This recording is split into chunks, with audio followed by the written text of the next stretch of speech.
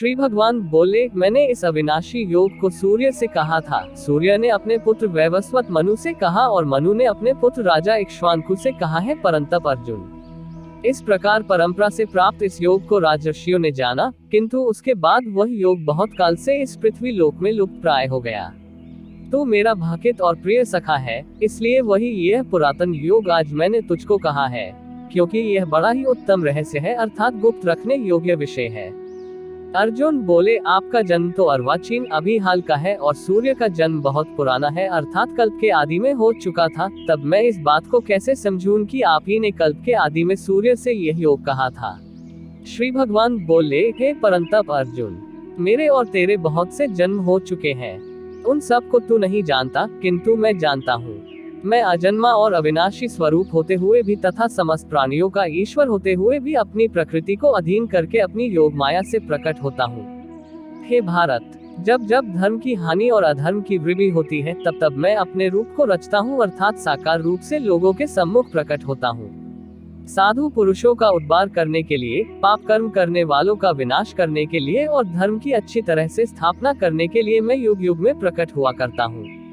हे अर्जुन, मेरे जन्म और कर्म दिव्य अर्थात निर्मल और अलौकिक हैं। इस प्रकार जो मनुष्य तत्व से जान लेता है, वह शरीर को त्याग कर फिर जन्म को प्राप्त नहीं होता, किंतु मुझे ही प्राप्त होता है। पहले भी जिनके राग, भय और क्रोध सर्वथा नष्ट हो गए थे और जो मुझ में अनन्य प्रेम पूर्वक स्थिर रहते थे, ऐसे मेरे आश्रित रहने वाले बहुत से भकित उपरयुक्त ज्ञान रूप ताप से पवित्र होकर मेरे स्वरूप को प्राप्त हो चुके हैं। हे अर्जुन, जो भकित मुझे जिस प्रकार भजते हैं, मैं भी उनको उसी प्रकार भजता हूँ, क्योंकि सभी मनुष्य सब प्रकार से मेरे ही मार्ग का अनुसरण करते हैं। इस मनुष्य लोक में कर्मों के फल को चाहने वाले लोग देवताओं का पूजन किया करते हैं, क्योंकि उनको कर्मों से उत्पन्न होने वाली सिद्धि शीघ्र मिल जाती है। ब्राह्मण, क्षत्रिय, वैश्य और शूद्र, इन चार वर्णों का समूह गुण और कर्मों के विभाग पूर्वक मेरे द्वारा रचा गया है। इस प्रकार उस सृष्टि रचनादि कर्म का कर्ता होने पर भी मुझ अविनाशी परमेश्वर को तू वास्तव में अकर्ता ही जान। कर्मों के फल में मेरी स्पृहा नहीं है, इसलिए मुझे कर्म लिप्त नहीं करते। इस प्रकार जो मुझे तत्व से जान लेता है, वह भी कर्मों से नहीं बंधता। पूर्व काल में मुमुक्षुओं ने भी इस प्रकार जानकर ही कर्म किए हैं, इसलिए तू भी पूर्वजों द्वारा सदा से किए जाने वाले कर्मों को ही कर। कर्म क्या है और अकर्म क्या है, इस प्रकार इसका निर्णय करने में बुद्धिमान पुरुष भी मोहित हो जाते हैं। इसलिए वह कर्म तत्व मैं तुझे भली भांति समझा कर कहूंगा, जिसे जानकर तू अशुभ से अर्थात कर्म बंधन से मुक्त हो जाएगा। कर्म का स्वरूप भी जानना चाहिए और अकर्म का स्वरूप भी जानना चाहिए तथा विकर्म का स्वरूप भी जानना चाहिए, क्योंकि कर्म की गति गहन है। जो मनुष्य कर्म में अकर्म देखता है और जो अकर्म में कर्म देखता है, वह मनुष्यों में बुद्धिमान है और वही योगी समस्त कर्मों को करने वाला है। जिसके संपूर्ण शास्त्र सम्मत कर्म बिना कामना और संकल्प के होते हैं तथा जिसके समस्त कर्म ज्ञान रूप अग्नि के द्वारा भस्म हो गए हैं, उस महापुरुष को ज्ञानी जन भी पंडित कहते हैं। जो पुरुष समस्त कर्मों में और उनके फल में आसक्ति का सर्वथा त्याग करके संसार के आश्रय से रहित हो गया है और परमात्मा में नित्य तृप्त है, वह कर्मों में भली भांति बरतता हुआ भी वास्तव में कुछ भी नहीं करता। जिसका अंतकरण और इंद्रियों के सहित शरीर जीता हुआ है और जिसने समस्त भोगों की सामग्री का परित्याग कर दिया है, ऐसा आशा रहित पुरुष केवल शरीर संबंधी कर्म करता हुआ भी पापों को नहीं प्राप्त होता। जो बिना इच्छा के अपने आप प्राप्त हुए पदार्थ में सदा संतुष्ट रहता है, जिसमें ईर्ष्या का सर्वथा अभाव हो गया है, जो हर्ष शोक आदि दबंधों से सर्वथा अतीत हो गया है, ऐसा सिद्धि और असिद्धि में सम रहने वाला कर्मयोगी कर्म करता हुआ भी उनसे नहीं बंधता। जिसकी आसक्ति सर्वथा नष्ट हो गई है, जो देहाभिमान और ममता से रहित हो गया है, जिसका चित्त निरंतर परमात्मा के ज्ञान में स्थित रहता है, ऐसा केवल यज्ञ संपादन के लिए कर्म करने वाले मनुष्य के संपूर्ण कर्म भली भांति विलीन हो जाते हैं। जिस यज्ञ में अर्पण अर्थात स्त्रुवा आदि भी ब्रह्म है और हवन किए जाने योग्य द्रव्य भी ब्रह्म है तथा ब्रह्मरूप कर्ता के द्वारा ब्रह्मरूप अग्नि में आहुति देना रूप क्रिया भी ब्रह्म है, उस ब्रह्म कर्म में स्थित रहने वाले योगी द्वारा प्राप्त किए जाने योग्य फल भी ब्रह्म ही है। दूसरे योगी जन देवताओं के पूजन रूप यज्ञ का ही भली भांति अनुष्ठान किया करते हैं और अन्य योगी जन पर ब्रह्म परमात्मा रूप अग्नि में अभेद दर्शन रूप यज्ञ के द्वारा ही आत्म रूप यज्ञ का हवन किया करते हैं। अन्य योगी जन श्रोत्र आदि समस्त इंद्रियों को संयम रूप अग्नियों में हवन किया करते हैं और दूसरे योगी लोग शब्द आदि समस्त विषयों का इंद्रिय रूप अग्नियों में हवन किया करते हैं।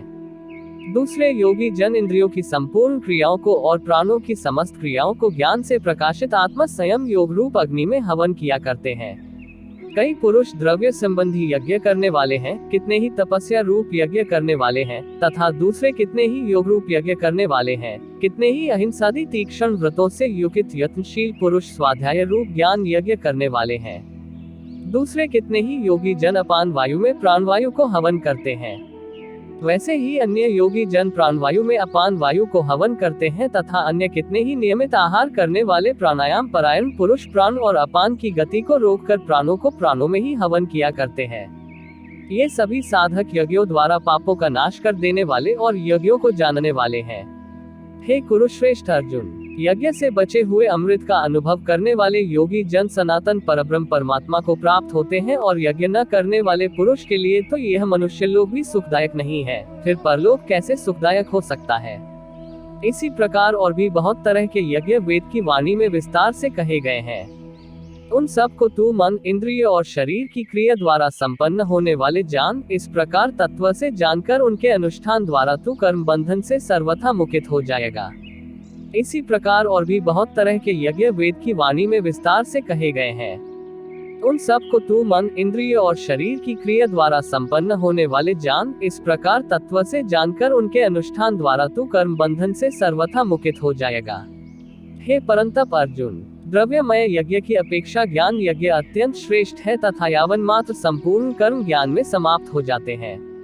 उस ज्ञान को तू तत्वदर्शी ज्ञानियों के पास जाकर समझ। उनको भली भांति दंडवत प्रणाम करने से, उनकी सेवा करने से और कपट छोड़कर सरलता पूर्वक प्रश्न करने से वे परमात्मा तत्व को भली भांति जानने वाले ज्ञानी महात्मा तुझे उस तत्व ज्ञान का उपदेश करेंगे, जिसको जानकर फिर तू इस प्रकार मोह को नहीं प्राप्त होगा। तथा हे अर्जुन, जिस ज्ञान के द्वारा तू संपूर्ण भूतों को निशेष भाव से पहले अपने में और पीछे मुझ सच्चिदानंदघन परमात्मा में देखेगा, यदि तू अन्य सब पापियों से भी अधिक पाप करने वाला है तो भी तू ज्ञान रूप नौक द्वारा संदेह संपूर्ण पाप समुद्र से भली भांति तर जाएगा।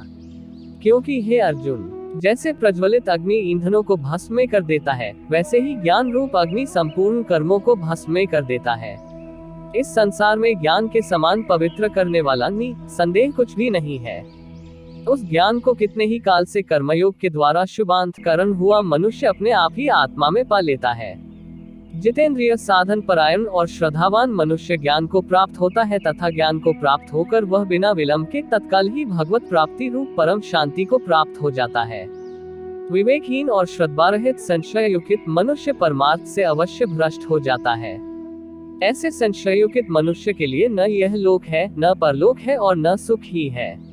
हे धनंजय, जिसने कर्मयोगी की विधि से समस्त कर्मों को परमात्मा में अर्पण कर दिया है और जिसने विवेक द्वारा समस्त संशयों का नाश कर दिया है, ऐसे वश में किए हुए अंतःकरण वाले पुरुष को कर्म नहीं बांधते।